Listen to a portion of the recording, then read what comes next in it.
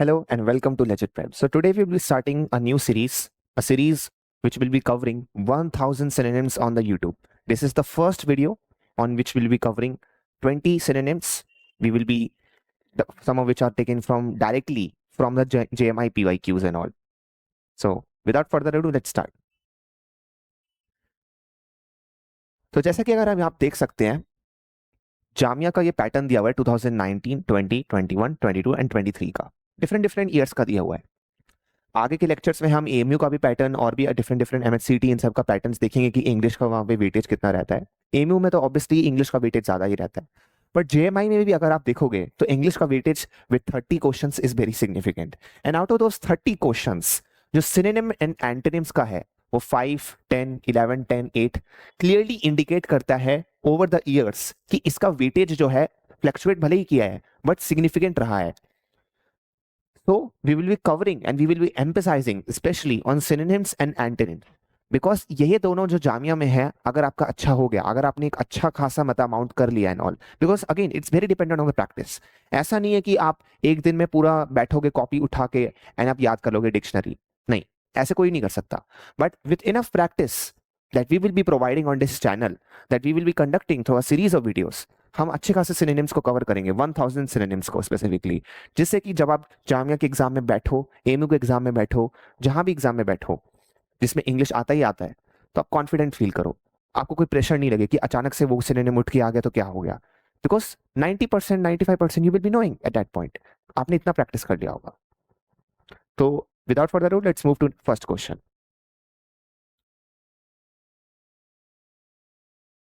अब इसमें है, ये जेएमआई से लिया गया डायरेक्टली 2017 का क्वेश्चन है ये, कि आपको वर्ड सेलेक्ट करना है which expresses the same meaning as that of the word labyrinth.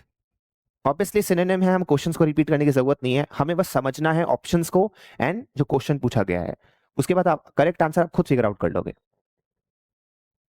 तो आपके सामने ये वर्ड दिया हुआ है लेबिरिंथ, और ये जो है आपके पास 4 ऑप्शंस है, flower, building, mess, overwhelming. Labyrinth का अगर आप मतलब निकालोगे सिंपल भाषा में तो एक घुल भुलैया होता है।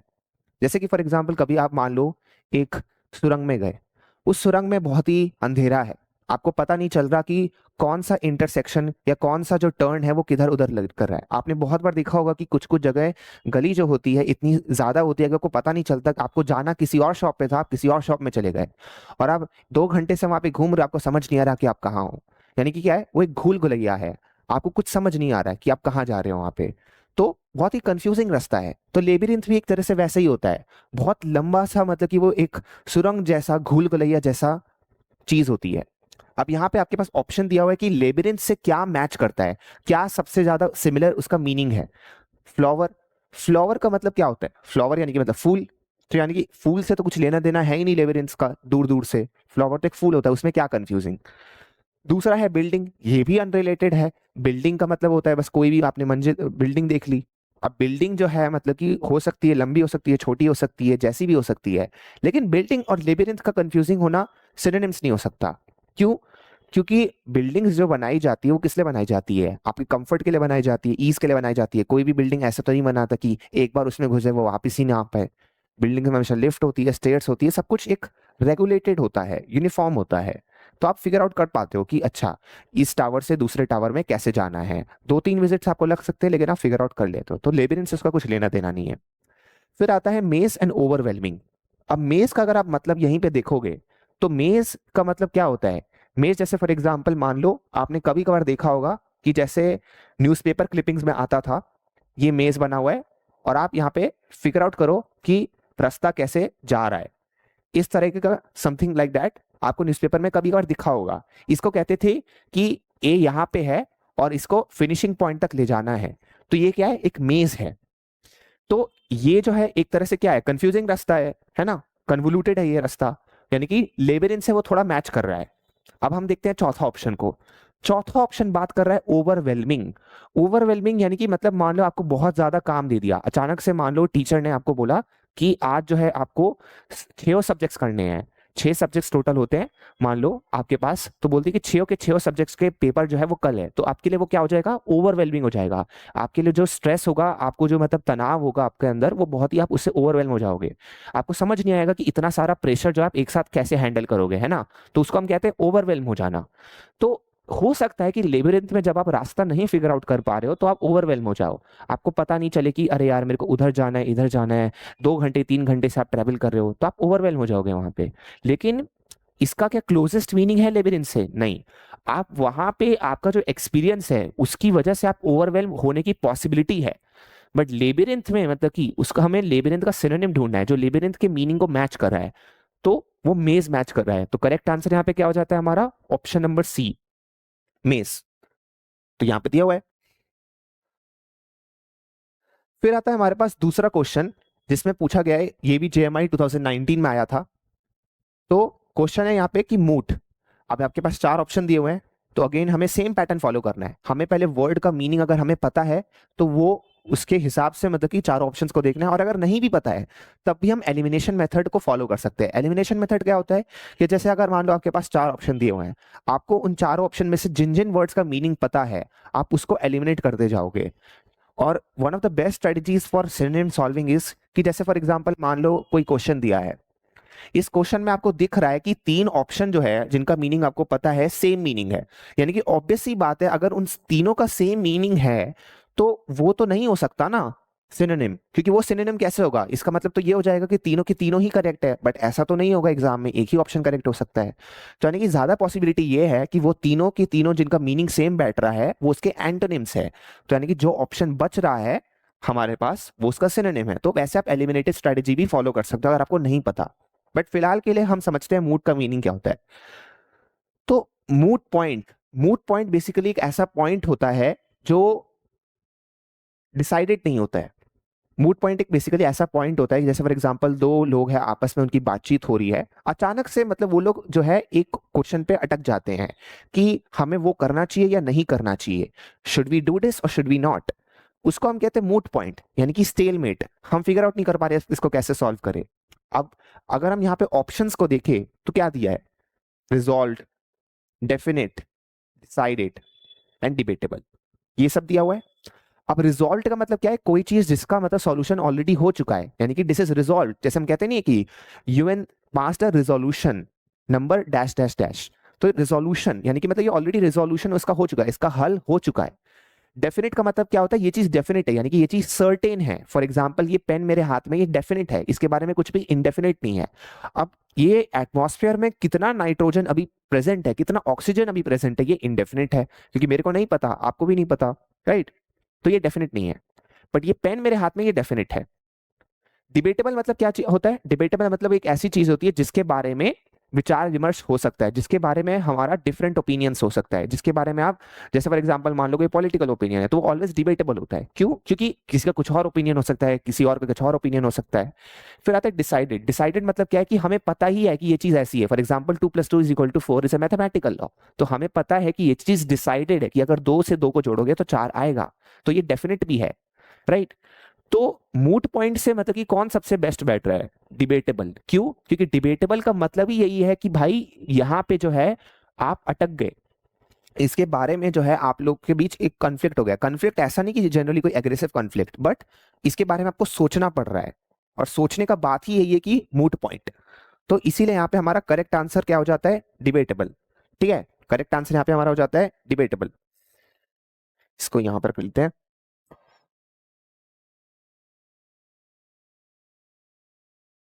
अब आता है तीसरा वर्ड, ओपुलेंट।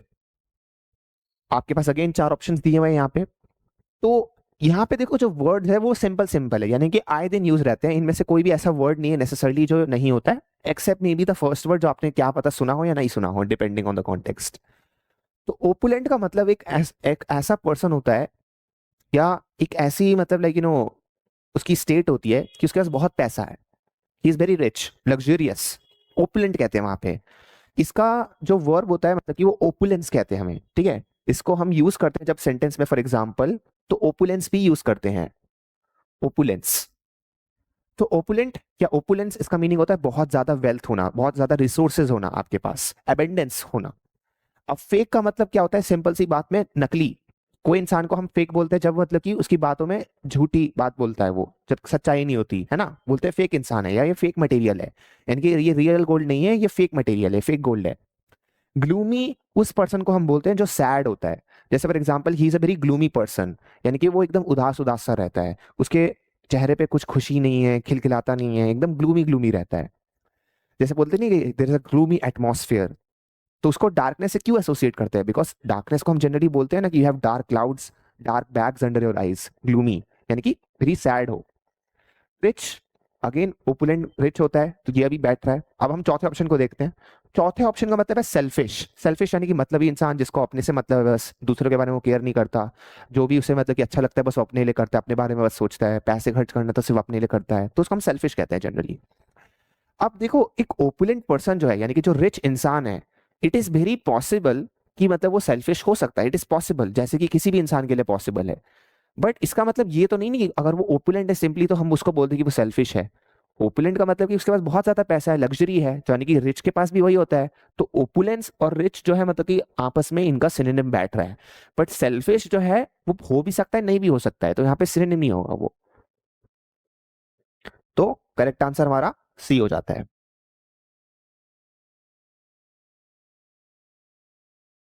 फिर आता है मोरोस। मोरोस अगेन आपके पास चार ऑप्शन यहाँ पे दिए हुए हैं, ठीक है। तो मोरोस का मीनिंग क्या होता है? मोरोस का सिंपली अगर आप मीनिंग देखोगे तो एक ऐसा पर्सन होता है जो कि बहुत ही उदास रहता है। उसका जैसे फॉर एग्जांपल हम वर्ड में कभी कभी सेंटेंस में देखते हैं, पोएटिक सेंस, ये पोएटिक सेंटेंसेस में ज्यादा यूज होता है कि today he is feeling very morose, यानी कि बहुत उदास है, बहुत डिप्रेस है, बहुत ही डिजेक्टेड है वो। फ्लैटर मतलब क्या होता है, किसी भी पर्सन की खुशमादी करना, उसे बढ़ाना, है ना। जैसे फॉर एग्जांपल कि बोलते हैं लेकिन हो कि अरे तुम तो बहुत अच्छे हो, तुम्हारे में कोई फ्लॉ नहीं है, तो यानी कि वो हम क्या कहते हैं, उसकी चमचागिरी कर रहा है, उसको फ्लैटर कर रहा है ऑन ऑल। ग्लूमी जो है मोरोस से मैच कर रहा है, क्यों? क्योंकि अभी ही हमने ग्लूमी का मीनिंग देखा कि ग्लूमी का मतलब क्या होता है, एकदम सैड होना, है ना, जो कि मोरोस का मीनिंग भी होता है। यहीं पे हम फ्रेंडली देखें तो फ्रेंडली का मतलब क्या होता है, एक ऐसा पर्सन जो सबके साथ मित्रता करता है, सद्भाव से रहता है, तो is a very friendly person, यानी कि वो सबके साथ कॉर्डियल रहता है। सैवी जो है, यानी कि हम डिफरेंट कॉन्टेक्स्ट में यूज करते हैं। सैवी का अगर आप जनरल मीनिंग निकालोगे तो इंटेलिजेंट होता है, बट हम उसे थोड़ा वर्ड्स के साथ कंजंक्शन लगा के भी यूज करते हैं। जैसे for example he is a very tech savvy person, यानी कि उसे टेक्नोलॉजी के मामले में काफी कुछ पता है, he is a tech savvy person, तो वो टेक्नोलॉजी से काफी इंटीमेटेड है, उसके उसके बारे में काफी इंफॉर्मेशन है, तो हम बोलते हैं उसे टेक सैवी पर्सन। तो इन सारे चारों ऑप्शंस में से हमें क्लियरली पता चल रहा है कि मोरोस, जिसका मीनिंग सैड होता है, उदास होता है, वो मोरोस एंड ग्लूमी जो है आपस में बेस्ट मतलब कि इनका मीनिंग निकल रहा है सेम, आइडेंटिकल मीनिंग निकल रहा है, तो यानी कि ये दोनों आपस में सिनोनिम है। तो करेक्ट आंसर क्या हो जाएगा यहाँ पे, ऑप्शन नंबर बी।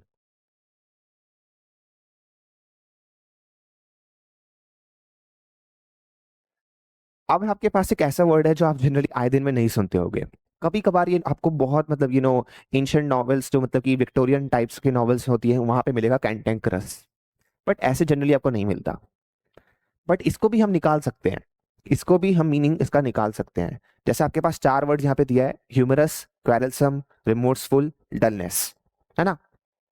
अब यहाँ पे अगर आप देखोगे तो कैंटैकरस, ये जो वर्ड आप प्रोनाउंस कर रहे हो कैंटैकरस, तो यानी कि आपको एक लग रहा है कि इसमें कुछ पॉजिटिव नहीं है। बहुत बार आप वर्ड के टोन से आप फिगर आउट कर लेते हो कि ये पॉजिटिव है या नेगेटिव है, तो हमें इसको प्रोनाउंस करने से थोड़ा पता चल रहा है कि it's not exactly a positive word, because अगर ये पॉजिटिव है तो बहुत एग्रेसिव है उस चीज के लिए, इसका टोन एग्रेसिव है, यानी कि ये नेगेटिव ज्यादा लाइकली है। अब यहाँ पे अगर आप ह्यूमरस देखो तो ह्यूमरस क्या होता है, ह्यूमर मतलब सीधी सी बात है, ह्यूमर यानी कि कॉमेडी। ह्यूमरस मतलब पर्सन, हम उस पर्सन को बोलते हैं जो काफी जोक करता है, अच्छा मिजाज होता है, जिसका काफी मजाक उड़ाते रहता है नॉल, तो humorous person, he is a very positive personality, he is a humorous person, किसी भी चीज को लाइटली लेता है, रिलैक्स वे में रहता है। क्वेरलसम एक ऐसा पर्सन होता है जो भी कि बहुत झगड़ालू होता है, किसी पर्सन के साथ हमेशा झगड़ा करते रहता है ऑल, बोलते नहीं है कि अरे यार ये तो इंसान बहुत झगड़ालू है, इससे कोई मतलब बात करने का कोई फायदा नहीं है। रिमोर्सफुल वो पर्सन होता है जो कि मतलब रिग्रेट करता है, रिमोर्सफुल जैसे बोलते नहीं है कि आपने फॉर एग्जांपल मान लो एग्जाम है कल, आपने नहीं पढ़ा तो आपके एग्जाम में बुरे मार्क्स आए, तो you will be feeling remorseful, यानी कि आपको रिमोर्स हो रहा होगा कि अरे यार काश पढ़ लेता तो अभी मार्क्स अच्छे आते हैं, अब फालतू में मतलब बेकार मार्क्स आ गए, तो उसको हम क्या कहेंगे, रिमोर्सफुल। आपको रिमोर्स हो रहा है, अब प्रत्याशित कर रहे हो। फिर आता है डलनेस। डलनेस जो है मतलब कि उसका मीनिंग क्या होता है कि कोई भी इंसान, जैसे फॉर एग्जाम्पल कहते नहीं है कि अरे यार ये बहुत ही डल इंसान है, यानी कि ये जो है वाइब्रेंट पर्सनैलिटी नहीं है। ब्राइटनेस का उल्टा ही डलनेस होता है। तो डलनेस बेसिकली प्रॉपर्टी है डल की, डल से ही आता है डलनेस, है ना, डल की प्रॉपर्टी है डलनेस। तो डलनेस मतलब कि जैसे ये इंसान बहुत डल है, तो डलनेस का मतलब सिंपली कि ये इंसान बहुत एकदम ऐसे ऐसे रहता है, मतलब इसे इसे देख के ही पता चल रहा है लेकिन कि इसमें कुछ भी जान नहीं है, बहुत ही डल है ये। तो कैंटेकरस का मतलब जो होता है वो होता है कि कोई एक ऐसा पर्सन जो दूसरों से झगड़ा करता है, तो दूसरों से बहुत ही ज्यादा अगेंस्ट रहता है, मतलब उनके वर्ड्स को एकदम नेगेटिव सेंस में ले लेता है और उस नेगेटिव सेंस में रिएक्ट करते रहता है कि उसने ऐसे कैसे बोल दिया। क्वेरलसम भी एक ऐसी पर्सन होते हैं, वो लोग हमेशा अपने ऊपर बात ले लेते हैं और झगड़ते रहते हैं एक दूसरे से। तो क्वेरलसम एंड कैंटेकरस जो है एक दूसरे के सिनोनिम हो जाते हैं। तो करेक्ट आंसर यहाँ पे क्या हो जाता है? डी।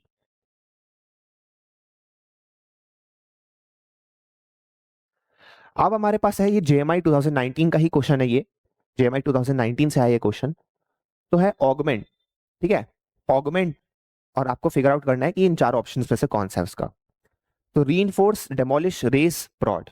ऑगमेंट करने का मतलब क्या होता है? जैसे for example augment for example बहुत बार हम यूज करते हैं स्पेशली एकेडमिक टेक्स्ट में, बट ऑगमेंट का जनरल मीनिंग सिंपली होता है किसी भी चीज को स्ट्रेंथन करना, किसी भी चीज को स्ट्रेंथन करना। फॉर एग्जांपल मान लो आप पन्नी में कुछ ले जा रहे हो, आपको पता है वो पन्नी फट सकती है क्योंकि आपने उसमें सामान ले जा रहे हो, तो आपने उसमें दूसरी पन्नी लगा दी। बोलते हो नहीं कि अरे भैया दूसरी पन्नी लगा दो, तो आपने दूसरी पन्नी क्यों लगाई? क्योंकि आप उसको स्ट्रेंथन कर रहे हो जिससे कि उसका जो भार है वो और सपोर्ट हो पाए, पॉसिबिलिटी जो उसके मतलब टूटने की है वो और खत्म हो जाए। तो ऑगमेंट करना मतलब यानी कि किसी भी चीज को स्ट्रेंथन करना, है ना, उसकी शक्ति बढ़ाना। अब रीइंफोर्स का मतलब क्या होता है? रीइंफोर्स का मतलब होता है किसी भी चीज को एक इंसेंटिव करना या फिर उसको स्ट्रेंथन करना। रीइंफोर्स का मतलब यही होता है। जैसे फॉर एग्जांपल मान लो कोई वुड है, उस वुड को आपको दूसरे वुड को चिपकाना है, तो आपने वहां पे कील ठोक दी, आपने उसको रीइंफोर्स कर दिया। या फिर कोई भी चीज है, आपने उसके ऊपर कुछ प्लेटिंग लगा दी, तो आपने क्या कर दिया? उसको रीइंफोर्स कर दिया। रीइंफोर्स का दूसरा मीनिंग भी होता है कि फॉर एग्जांपल जैसे मान लो आपको बोल दिया कि इतने बजे आपको उठना है, 6 बजे उठना है, तो आपको इंसेंटिव देने के लिए हर बार जो है उस समय चाय मिलता है, तो चाय आपका उस समय के हम क्या कहेंगे? रीइंफोर्समेंट है। ठीक है, वो है रीइंफोर्समेंट है। तो दो दो मतलब इसके वर्ड्स है, वर्ड्स के डिफरेंट डिफरेंट मीनिंग्स होते हैं डिफरेंट कॉन्टेक्स्ट में। फिर आता है डेमोलिश। डेमोलिश, डेमोलिश करना यानी कि एकदम डिस्ट्रॉय करना, टीयर डाउन कर देना किसी चीज को, टीयर डाउन कर देना। कहते नहीं कि भाई मतलब बुलडोजर लाके डेमोलिश कर देंगे नॉल, तो डेमोलिश करना। फिर आता है raze. Raze is a bit more, मतलब कि जैसे डेमोलिश होता है तो रेज उससे भी ऊपर है। रेज का मतलब है किसी भी चीज को एकदम समतल कर देना, पूरा फ्लैटन कर देना to the ground itself. Fraud यानी कि फॉर एग्जाम्पल फ्रॉड करना मतलब कि किसी भी चीज को देखना, जैसे उसको फिगर आउट करना कि यार ये हो रहा है तो क्यों हो रहा है। ये साइंटिफिक टर्म्स में फ्रॉड जो है ज्यादा यूज होता है। लाइक फॉर एग्जांपल कि मान लो कोई स्लाइस है, उस स्लाइस पे मतलब कि जैसे कोई ऑर्गेनिज्म है, रैट हो गया वगैरह, तो उसको प्रॉड किया जा रहा है जिससे कि देखने के लिए कि what is it's behavioural reaction, तो प्रॉड कर रहे हो उसको आप, है ना। या फिर फॉर एग्जाम्पल मान लो किसी ने अपने ऐसी चीक को प्रॉड किया, तो इसको भी क्या कहते हैं? प्रॉड करना, बेसिकली खोदना एक तरह से। तो ऑगमेंट का यहाँ पे सबसे बेस्ट मीनिंग क्या निकल रहा है? रीइंफोर्स करने का मतलब भी स्ट्रेंथन है, क्योंकि इन दोनों का मीनिंग तो एकदम उल्टा निकल रहा है। ये तो मतलब डिस्ट्रक्शन में पॉइंट आउट कर रहा है और ये न्यूट्रल है। तो ऑगमेंट का रीइंफोर्स सबसे बेस्ट सिनोनिम बैठ रहा है। तो करेक्ट आंसर क्या हो जाता है? ए। अब आता है हमारे पास दूसरा क्वेश्चन, फ्रिवलस। तो फ्रिवलस बेसिकली हम जब वर्ड यूज करते हैं तो किस कॉन्टेक्स्ट में यूज करते हैं? फ्रिवलस एक कॉमन टर्म है जो कि हम यूज करते रहते हैं। लाइक फॉर एग्जांपल कि no, this is not even worth arguing about, it's too frivolous for example. तो इसका मतलब क्या है कि ये इतना इनकॉन्सिक्वेंशियल है, ये इतना मतलब लाइक ट्रिवियल चीज है, इतना तुच्छ चीज है कि इसके बारे में मतलब बात ही करना बेकार है। फ्रिवलस यानी कि मतलब कि इसके बारे में कोई बात करने का पॉइंट नहीं है, फ्रिवलस है ये चीज, बेकार है मतलब। कॉन्सिक्वेंशियल क्या होता है? कॉन्सिक्वेंशियल एकदम उल्टा हो गया उसका, क्योंकि कॉन्सिक्वेंशियल मतलब हुआ कि ये चीज का इंपैक्ट क्या पड़ रहा है, this is very consequential. For example अगर मान लो आज तुम नहीं पढ़ोगे तो कल रिग्रेट कर सकते हो जब एग्जाम होगा, क्योंकि आपने आज नहीं पढ़ा तो कल आपके मार्क्स कम हुए, तो उसका एक कॉन्सिक्वेंस है, यानी कि उसका एक सर्टेन इम्पैक्ट है, तो यानी कि उसका एक कॉन्सिक्वेंस हो रहा है। तो यानी कि वो चीज फ्रिवलेस तो नहीं है ना, उसको हम ऐसे तो नहीं बोल सकते एकदम बेकार है, क्योंकि उसका इम्पैक्ट तो हो रहा है। तो कॉन्सिक्वेंशियल तो उल्टा हो गया, तो वो तो एलिमिनेट हो गया हमारे पास। फिर आता है ह्यूज।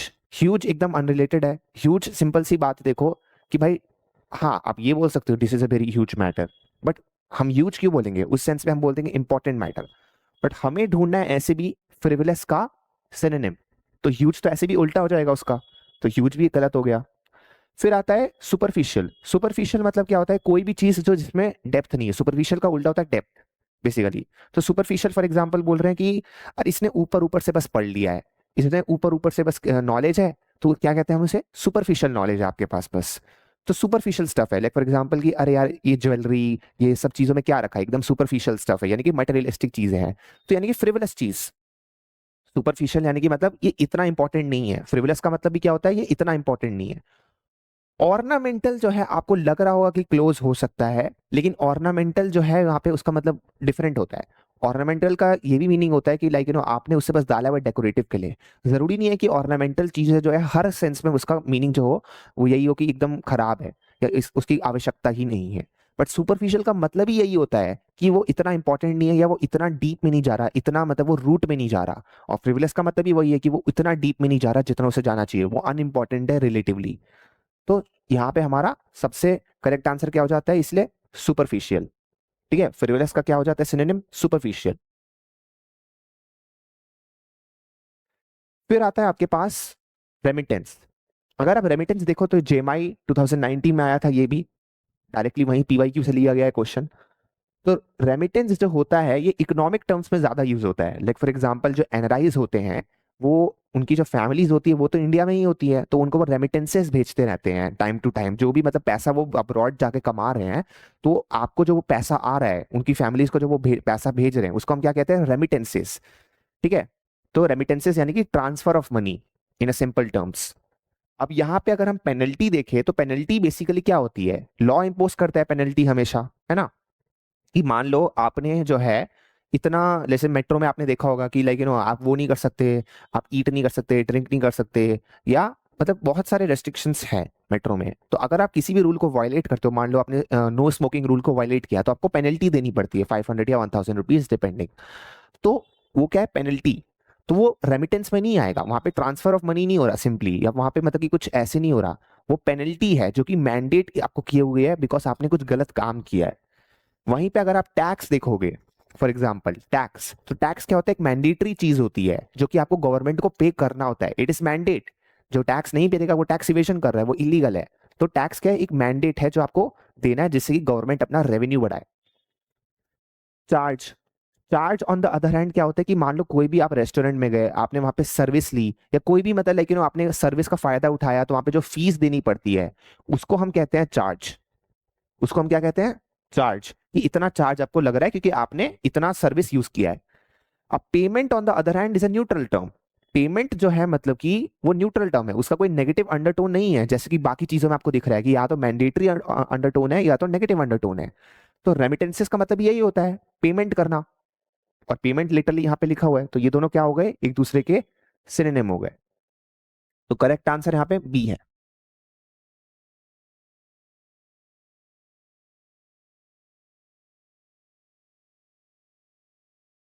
अब ये है इंडाउट, ये है इंडाउट। इंडाउट का मीनिंग जो होता है, ठीक है, इंडाउट का जो मीनिंग होता है वो न्यूट्रल होता है। आज के जमाने में मतलब कि भले ही उसका मीनिंग जो है सर्टेन स्ट्राटा में कन्फाइंड हो गया होगा, लेकिन इंडाउट इन इटसेल्फ इज समथिंग जिसका मल्टीपल मीनिंग्स हो सकते हैं। बट इंडाउट का सिंपल मीनिंग यही होता है कि जैसे फॉर एग्जांपल हम कहते हैं कि this person is endowed with great faculties of mind, यानी कि ये पर्सन बहुत ही इंटेलिजेंट है। ये पर्सन क्या है, बहुत ही इंटेलिजेंट है।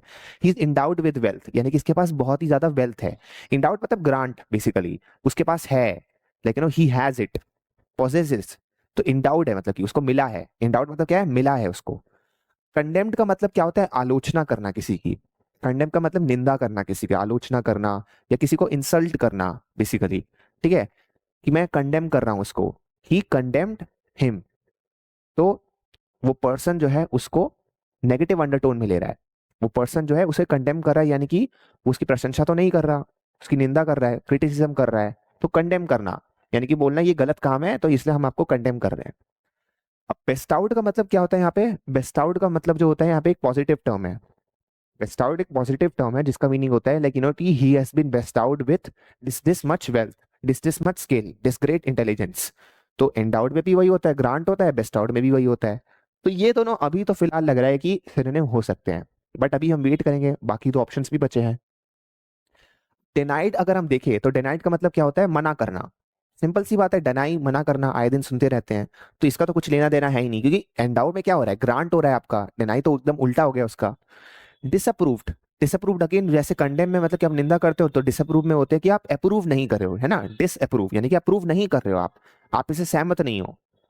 तो यहाँ पे बेस्ट हमारा क्या बच जाता है, option number B is correct answer, है ना, option number B, endowed bestowed. दोनों का देखो मैचिंग भी है वर्ड्स, तो आप ऐसे याद रख सकते हो, बेस्ट आउट, एंड आउट, ऐसे याद रख सकते हो।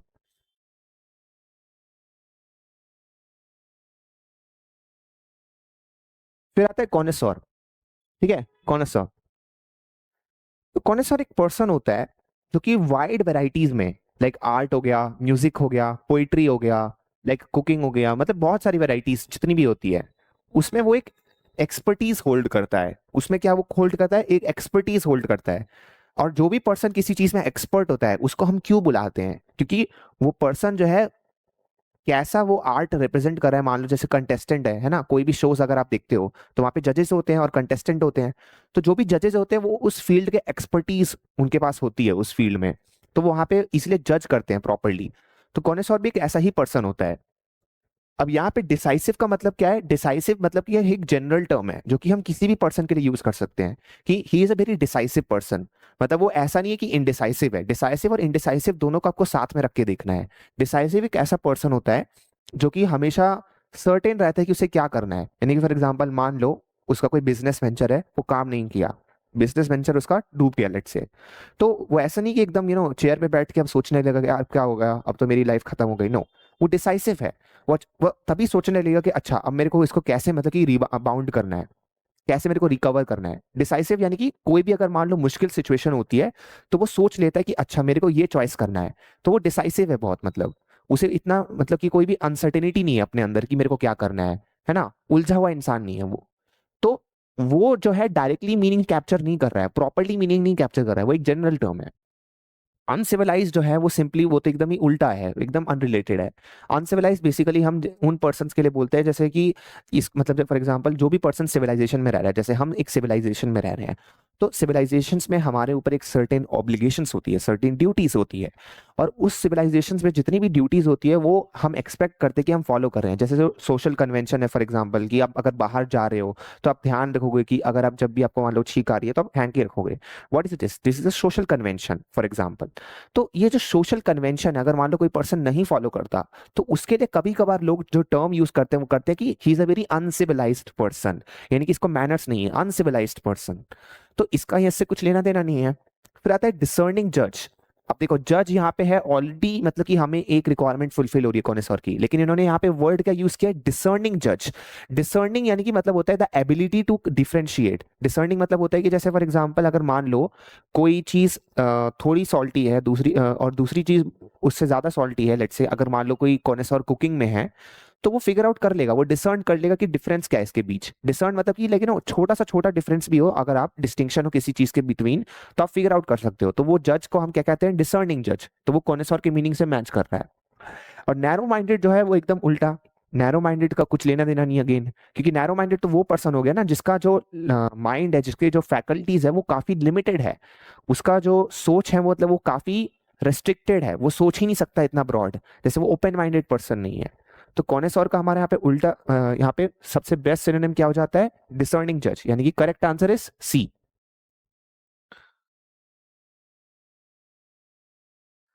अब आता है इंसेंस्ड।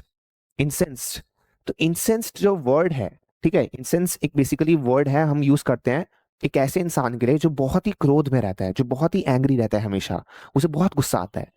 अब एक्सटैटिक जो है एकदम, मतलब कि उससे दूर दूर तक उसका रिश्ता नहीं है। एक्सटैटिक बेसिकली हम उस पर्सन के लिए यूज करते हैं जो कि काफी खुश रहता है। ठीक है, एक्सटैटिक हम किसके लिए यूज करते हैं, जो काफी खुश रहता है, बहुत ही ओवरजॉयड रहता है, हमेशा खुशी रहती है उसके अंदर, एक्सटैटिक। उसके बाद आता है एग्जैस्परेटेड। एग्जैस्परेटेड एक ऐसा पर्सन है जो एकदम तंग आ चुका है, थक चुका है, वो मतलब कि बोलता है लाइक मेरे को तुम्हारी बात बिल्कुल नहीं सुननी, आई एम एग्जैस्परेटेड, तुम एक ही चीज फालतू में बार बार बोलते जा रहे हो, यानी कि वो क्या है, एग्जैस्परेटेड है ना।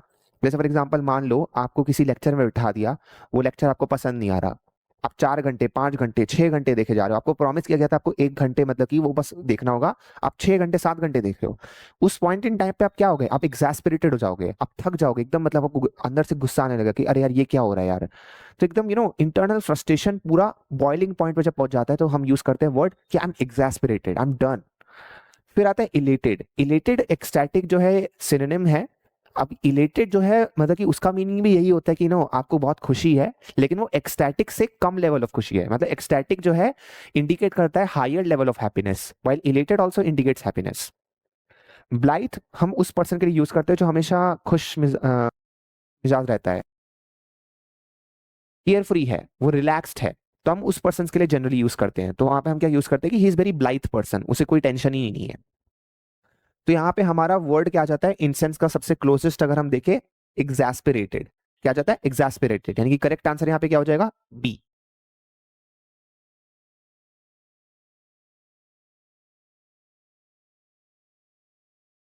अब आता है ट्रांसेंड। अब आता है ट्रांसेंड, ठीक है। ट्रांसेंड जो है एक फिलोसॉफिकल टर्म है और पोएटिक टर्म है जो कि आपको पोएम्स एंड फिलोसफी में ज्यादा दे सकता है। ट्रांसेंड का सिंपल मीनिंग यही होता है कि ट्रांसेंड करना, यानी कि कोई भी आपकी अगर मान लो लिमिट है ना, तो आप उसके अगर जब ऊपर चले जाते हो तो आप क्या बोलते हो कि मैंने I have transcended my limits.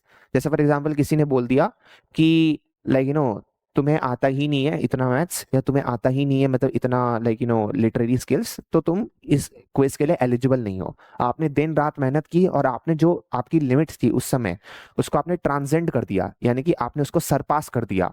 तो वहां पे हम क्या वर्ड यूज करते हैं ट्रांसेंड, यानी कि अपनी लिमिट्स को सरपास करना। अब यहीं पे अगर हम देखें ट्रांसेंड को, तो एक्लिप्स जो है, एक्लिप्स का मतलब क्या होता है to cast a shadow. Eclipse का प्रॉपर मीनिंग होता है to cast a shadow over someone, ठीक है। यानी कि cast a shadow over someone in what sense, यानी कि आप उसको छिपा रहे हो, है ना, उसके ऊपर जा रहे हो। कि एक्लिप्स कब होता है, जैसे जब अर्थ है, मान लो सन सोलर एक्लिप्स हो गया, लूनर एक्लिप्स हो गया, तो कोई चीज बीच में आता है, यानी कि वो उसको ढक रहा है, वो उसके ऊपर आ रहा है ना, तो एक्लिप्स।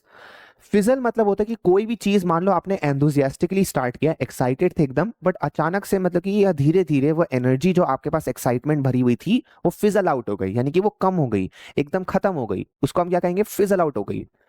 अबॉर्ट मतलब होता है कि मान लो कोई मिशन है ना, कोई मिशन है, आपने स्टार्ट किया, आपने बोला कि आज से मैं जो है हर रोज 100 वर्ड्स याद करूंगा। आपने 30 डेज तक ये रूटीन फॉलो किया, आप फिर तंग आ गए, आपने छोड़ दिया। तो उस समय हम क्या कहेंगे, आपका जो गोल था आपने क्या कर दिया, अबॉर्ट कर दिया, यानी कि आपने उसको छोड़ दिया, आपने उसका त्याग कर दिया। दूसरा इसका मीनिंग होता है अबॉर्ट, जो हम अबॉर्शन के सेंस में देखते हैं, बट अबॉर्ट का जनरल मीनिंग यही होता है। फिर आता है ब्लंडर।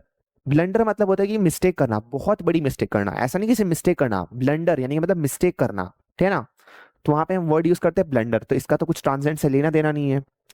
तो ट्रांसेंड का प्रॉपर मीनिंग यहाँ पे सबसे बेस्ट कौन सा कैप्चर कर रहा है, एक्लिप्स, क्योंकि ट्रांसेंड का मीनिंग भी होता है अपने लिमिट के बियॉन्ड जाना, ऊपर कवर करना, और एक्लिप्स का मीनिंग भी वही होता है। तो करेक्ट आंसर यहाँ पे क्या हो जाता है ए।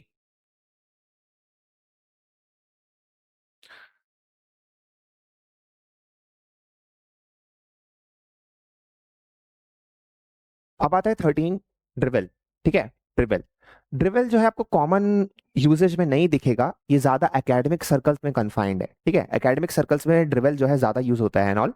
तो ड्रिवेल का मतलब जब होता है अपने क्रिटिक्स, जो भी आपके क्रिटिक्स होते हैं, जो भी आपके कंटेम्प्रेरीज होते हैं, फिलोसफर्स जो थे, वो दूसरे फिलोसफर्स के लिए वर्ड यूज करते थे कि भाई तुम्हारी बात में कुछ सेंस नहीं है, फालतू का तुम ड्रिवेल कर रहे हो। बस ड्रिवेल करना यानी ये मतलब बस कहने के लिए बात बोलते रहना, कुछ भी रीजनिंग देना, तो उसके लिए हम वर्ड यूज करते हैं drivel. Drivel is simply a polite way of saying कि यू आर टॉकिंग नथिंग, तुम्हारी बात में कुछ दम ही नहीं है, तुम बस ऐसे ही बोल रहे हो। तो ड्रिवेल जो है उसका मीनिंग नेसेसरली इंटेलिजेंट नहीं होता, ठीक है। Drivel is just a intelligent way of saying कि you are saying nothing to your opponent.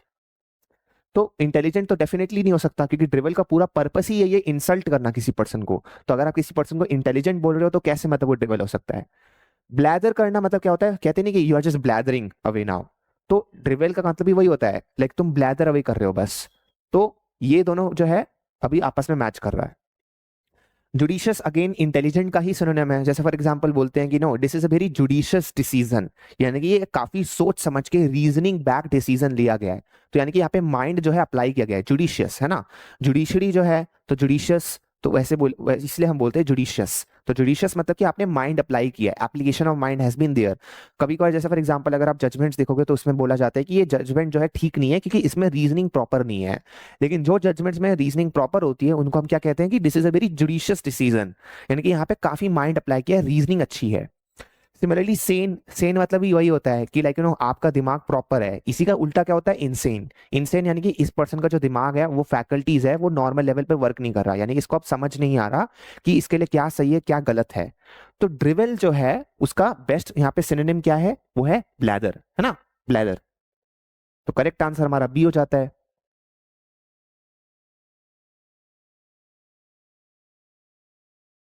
अब आता है प्रिजर्वेरेंस। प्रिजर्वेरेंस जो होता है मतलब कि एक प्रिजर्वेरेंस का सिंपल मीनिंग ये होता है कि किसी भी चीज को कंटिन्यू करना, भले ही कोई भी विपदा आए, कोई भी डिफिकल्टीज आए। फॉर एग्जांपल मान लो आपने एग्जाम में आप बैठे, आपने अच्छे से प्रिपेयर किया है, बट कभी कभार होता है कि क्वेश्चंस जो है एकदम आउट ऑफ द बॉक्स आ जाते हैं, हमको पता नहीं चलता कि अरे यार हमने तो इतनी मेहनत की थी, ये कहाँ से आ गया। बट फिर भी आप अपना जो है धैर्य नहीं खोते, यू रिमेन काम, यू रिमेन कंपोज, आप प्रिजर्वेरेंस रखते हो। डिफिकल्टीज है एग्जाम में लेकिन आप फिर भी उनको फेस करते हो और आगे बढ़ते हो। तो उसको हम क्या कहते हैं, प्रिजर्वेरेंस, यानी कि डिफिकल्ट टाइम्स में भी अपने आप को बियर करना और आगे बढ़ना, यानी कि he has kept his perseverance through the difficult times. तो वहां पे हम वर्ड यूज करते हैं प्रिजर्वेरेंस। इंड्योरेंस जो है, सिमिलरली इंड्योरेंस का मतलब क्या होता है कि like I will endure this pain because I know it will and, यानी कि इंड्योर करना मतलब कि किसी चीज को सह लेना, टॉलरेट करना। बट सिर्फ टॉलरेट करना नहीं, टॉलरेट करना तो हो गया एक न्यूट्रल टर्म। इंड्योरेंस का मतलब है कि लाइक तुम्हारा इंड्योरेंस लेवल काफी हाई है, जैसे कहते नहीं है कि लाइक तुम्हें इतना ज्यादा दौड़ा रहे हैं, इतना ज्यादा तुम्हें मतलब लेकिन स्ट्रगल हो रहा है, पेन हो रहा है, लेकिन फिर भी तुम वो काम कर रहे हो, यानी कि तुम्हारा इंड्योरेंस लेवल काफी हाई है। तो प्रिजर्वेरेंस का जैसे हमने मतलब देखा, वैसे ही इंड्योरेंस का भी सिमिलर मीनिंग निकल रहा है। अब यहीं पे कॉवर्डिस का मीनिंग अगर आप देखोगे तो इसका मीनिंग क्या होता है कि लेकिन डरपोकता, सिंपल सी मीनिंग है। कॉवर्ड जैसे हम बोलते हैं ना कि एकदम डरपोक इंसान है यार, एकदम भयभीत ही हो जाता है किसी भी चीज से, लेकिन you do not have the guts. तो कॉवर्डिस बेसिकली उसी का प्रॉपर्टी कॉवर्ड का, कि एकदम डरपोकता मतलब आप एकदम हिम्मत नहीं दिखा रहे हो किसी भी चीज में, आप स्टेप बैक नहीं ले पा रहे हो एग्रेसिवली। आप हमेशा मतलब कि इनडिसाइसिव रहते हो, हमेशा जो है मतलब कि पीछे हट जाते हो, जब भी रिस्क लेने की बात आती है तो आप रिस्क नहीं ले पाते हो, तो वो क्या है, वो कॉवर्डिस की निशानी है। फिर आता है लेथार्जी। लेथार्जी का सिंपल मीनिंग होता है कि लेथार्जी का मीनिंग क्या होता है, लेथार्जिक, ठीक है, लेथार्जी लेथार्जिक दोनों ही इंटर रिलेटेड टर्म है नॉल। तो लेथार्जी अगेन एक प्रॉपर्टी है उस चीज की। तो लेथार्जी का मतलब मीनिंग होता है कि जब आपके पास बहुत ही वीकनेस होती है, बहुत टायर्डनेस होता है नॉल, है ना। तो इसका डिफरेंट सिनोनिम्स आप देख सकते हो, जैसे फॉर एग्जांपल आप स्टॉलिडनेस भी कह सकते हो इसको, ठीक है, स्टॉलिडनेस भी कह सकते हो आप इसको। तो लिथार्जी का मतलब क्या होता है कि बहुत ही ज्यादा वीकनेस, बहुत ही ज्यादा एनर्जी नहीं है, मतलब एकदम कुछ काम करने का मन ही नहीं है, क्योंकि एनर्जी नहीं है तो काम कैसे करोगे आप। फिर आता है इंडोलेंस। अब इंडोलेंस में नेसेसरली ऐसा नहीं कि एनर्जी नहीं है आपके पास, बस आप काम नहीं करना चाहते। जैसे इंडोलेंट पर्सन, हम किसको कहते हैं इंडोलेंट पर्सन, एक ऐसे पर्सन को जो कि बहुत ही लेजी पर्सन है, वो हमेशा बस मतलब बैठे रहता है, आराम करते रहता है, पढ़ता लिखता नहीं है, कुछ अपना जो भी काम है मतलब कि वो नहीं करता है नॉल। तो ही is a person who is very indolent, यानी कि वो इंडोलेंस दिखा रहा है। तो प्रिजर्वेरेंस का यहाँ पे सिनोनिम कौन सा बैठ रहा है, इंडोरेंस बैठ रहा है ना। तो करेक्ट आंसर इज ए।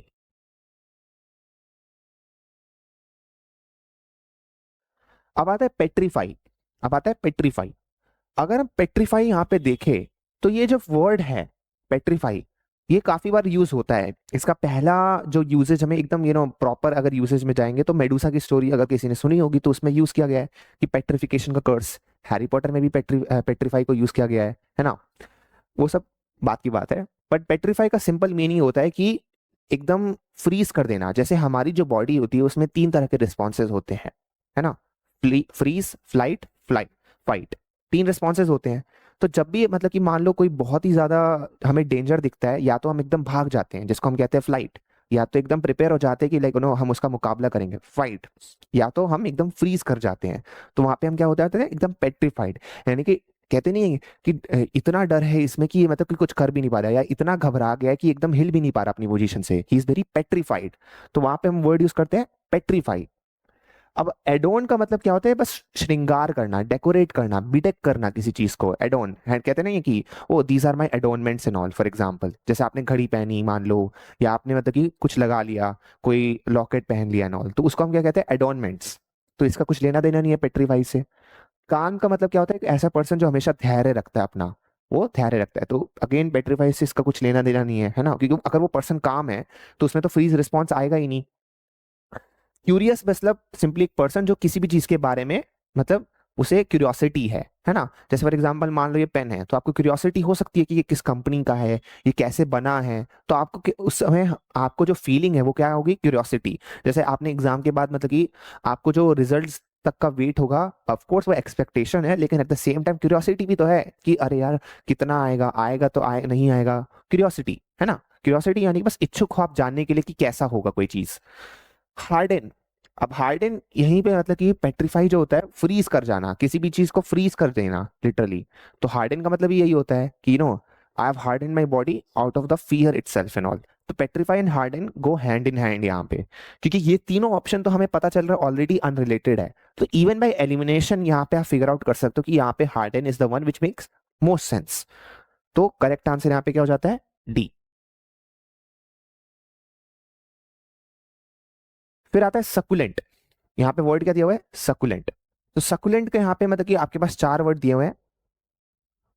अब देखो, सकुलेंट का मतलब एक ऐसी चीज होती है जो कि लाइक जैसे फॉर एग्जांपल मान लो कोई भी फ्रूट्स ले लो, तो कोई भी फ्रूट्स को आप क्या कह सकते हो जनरली, ड्राई फ्रूट्स के अलावा ऑफ कोर्स, तो वो they are succulent in nature, मतलब उसमें बहुत वाटर होता है, बहुत मतलब कि उसमें जूसेस होते हैं, डिफरेंट डिफरेंट फ्रूट्स के डिफरेंट डिफरेंट जूसेस होते हैं, तो हम क्या कहते हैं कि it is very succulent, it is very succulent, यानी कि इट इज वेरी जूसी।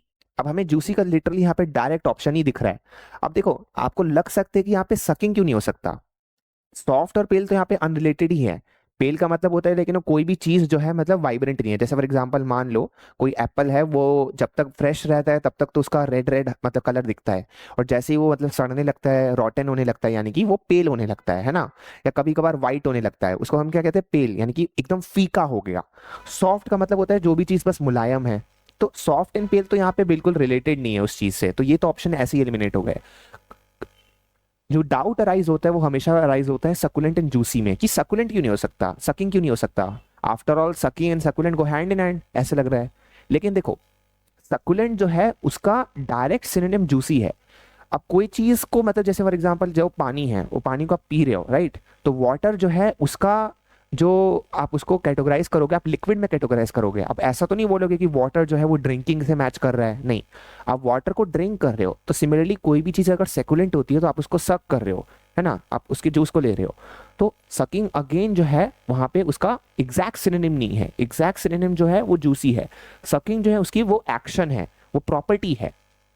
तो इसीलिए हमारा यहाँ पे करेक्ट आंसर जो होता है वो क्या हो जाता है, सकुलेंट का ऑप्शन नंबर सी।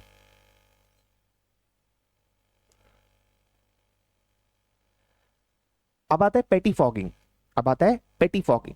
तो पेटी फॉगिंग जो है उसका सिंपल मतलब होता है बेसिकली कि कोई भी चीज, देखो पेटी फॉगिंग पहली बात तो ना आप इसको एक स्प्लिट कर सकते हो इन टर्म्स को, जैसे पेटी फॉगिंग, तो पेटी हो गया फॉर एग्जांपल प्लस फॉगिंग हो गया, ऐसे आप स्प्लिट कर सकते हो। पेटी का मतलब क्या होता है कि कोई भी चीज जो तुच्छ है, बहुत ट्रिवियल है, इतनी इंपॉर्टेंट भी नहीं है। आप जैसे वो कहते नहीं, अरे यार तुम कितने पेटी इंसान हो यार, मतलब मैंने तुम्हें एक बार नहीं खिलाया, तुम मेरे को उसके अगेंस्ट उसके लिए बस होल्ड बैक कर रहे हो, तो यानी कि एकदम पेटी बिहेवियर है ना। जैसे तो पेटी फॉगिंग भी वही चीज होती है कि कोई भी चीज जो अनइम्पॉर्टेंट है, जो इतनी इंपॉर्टेंट नहीं है, उस पर वो इंसान फोकस करते रहता है, तो यानी you are pettifogging, you are focusing on unimportant things, trivial things. अब यहाँ पे अगर हम देखें तो स्टेबल का मतलब क्या होता है, स्टेबल यानी कि वो चीज़ जो हमेशा कांस्टेंट रहती है, प्रॉपर रहती है, मतलब कि जैसे फॉर एग्जांपल ये जो बिल्डिंग बनाई गई है ये स्टेबल है क्योंकि इसकी structural integrity of the land जो है वो चेक करके बनाई गई है, यानी कि इट इज स्टेबल, प्रॉपर, ठीक है, ये गिरेगा नहीं, पता है। लीनियंट मतलब वो क्या होता है, लीनियंट मतलब सिंपली होता है कि कोई भी जैसे मतलब फॉर एग्जांपल मान लो पनिशमेंट है, जब पनिशमेंट का टाइम आता है तो आपने देखा होगा कि कभी कभार जो टीचर्स होते हैं, कुछ टीचर्स या तो वो स्ट्रिक्ट होते हैं और कुछ टीचर्स लीनियंट होते हैं। लीनियंट मतलब यानी कि इतना ज्यादा मतलब लाइक स्ट्रिक्ट नहीं होना, इतना ज्यादा रिगर नहीं होना, जैसे कहते नहीं है कि like we should show some leniency, he is only a small child, यानी कि बिकॉज वो छोटा बच्चा है या उसको इतनी मतलब की नॉलेज नहीं है या इतनी उसको समझ नहीं है, तो इसीलिए उसको जब पनिशमेंट दे रहे हो तो इतना भी ज्यादा मत दो, इतना भी ज्यादा रूल ऑफ द वर्ड्स पे मत जाओ, लिटरल मत जाओ, लीनियंसी दिखाओ, रिलैक्सेशन दिखाओ थोड़ा, है ना, थोड़ी मर्सी दिखाओ, तो वहां पे हम वर्ड यूज करते हैं लीनियंट। तो उसका अगेन कुछ लेना देना नहीं है यहाँ से। फ्री, फ्री का मतलब क्या है, कोई भी चीज या तो फ्री या तो किसी भी चीज को आप खुला छोड़ देना। अगेन पेटिफॉगिंग से उसका कुछ लेना देना नहीं है। अब अनइम्पॉर्टेंट तो डायरेक्टली पेटिफॉगिंग से रिलेटेड है क्योंकि उसी के बारे में हम बात कर रहे हैं, ट्रिवियल है ना। तो करेक्ट आंसर क्या हो जाता है यहाँ पे, डी। देखो ये सारे के सारे जेएमआई 2020 में आए हुए हैं, तो ऐसा नहीं कि एक वर्ड्स जो है बस रैंडमली बस उठा लिए गए कोई भी डिक्शनरी से जो लग रहा है कि हाँ ये एकदम हार्ड वर्ड है, नहीं आता होगा तो चलो क्वेश्चन बना देते हैं। सारे जेएमआई में आए हुए हैं, तो you have to be prepared for that, और जितना प्रैक्टिस करोगे उतना ही आप प्रिपेयर्ड रहोगे। अब आता है ऑथेंटिक। ऑथेंटिक ऑथेंटिक एक ऐसा वर्ड है जो आपने सुना ही होगा ऑब्वियसली। ये ऑथेंटिक माल है, यानी कि ये सही माल है, इसमें कुछ भी नकली नहीं है ना। यानी कि जो भी मैं बोल रहा हूँ एकदम सही है। जैसे कहते नहीं पुलिस वाले की what is the authenticity in your statements and all, foreign में यहाँ पे थोड़ी ना बोलते होंगे ऑब्वियसली। तो ऑथेंटिक यानी कि वो चीज़ सच है उसमें। फैक्ट का मतलब क्या होता है यहाँ पे, जैसे दिया हुआ है फैक्ट का मतलब ये सच, सच के ऊपर है, फैक्चुअल है, यही हुआ था, वास्तविकता यही है, रियलिटी यही है। अब स्टेबल जैसे कि हमने ऑलरेडी देख लिया, इसका कुछ लेना देना है नहीं इससे। स्टेबल का मीनिंग हमने अभी ही देखा, तो ऑथेंटिक से मतलब कि कुछ लेना देना। कोई नकली चीज़ है वो भी स्टेबल हो सकती है, ऐसा तो है नहीं कि वो खराब होगी। नकली चीज़ उल्टा कभी कभी बेटर भी बनाई जा सकती है। अपेरेंट, अपेरेंट जो है उल्टा मतलब कि वही नकली चीज़ की बात हो गई। जैसे फॉर एग्जाम्पल मान लो दूर से तो ऐसा दिख रहा है कि ये गोल्ड है, लेकिन जब प्रॉपरली आप एग्जामिन करते हो तो आपको पता चलता है अरे ये तो फेक है, ये ऑथेंटिक नहीं है। तो अपेरेंट जो है मतलब कि वो एकदम कॉन्ट्रास्ट हो जाएगा ऑथेंटिक का, तो अपेरेंट तो हो ही नहीं सकता। फिर आता है confidential. Again confidential unrelated term है। कॉन्फिडेंशियल मतलब क्या होता है, कोई भी चीज़ जो एकदम छुपाई हुई रखती है। जैसे कॉन्फिडेंशियल पेपर्स रेड एनवेलप्स में कभी कभार मतलब सुप्रीम कोर्ट जो है केसेस अगर कभी कभार होते हैं गवर्नमेंट के, तो वो एनवेलप्स जो है वो रेड एनवेलप्स में उनको दिया जाता है, रेड सील्ड एनवेलप्स में, जो जिसको जिससे कि वो कॉमन पब्लिक को ना जाए। क्या इसका मतलब ज़रूरी है कि वो ऑथेंटिक ही होंगे, क्या एकदम वो सच ही होंगे? नहीं, वो बस कॉन्फिडेंशियल है, राइट। तो authentic and confidential are unrelated, उनका कुछ आपस में लेना देना नहीं है। हो सकता है कि वो मतलब कि जो कॉन्फिडेंशियल पेपर ऑथेंटिक है, हो सकता है ऑथेंटिक पेपर कॉन्फिडेंशियल है, but there is no relation between two. तो इसका सिनोनिम क्या आ रहा है, फैक्चुअल, यानी कि option number A is the correct answer.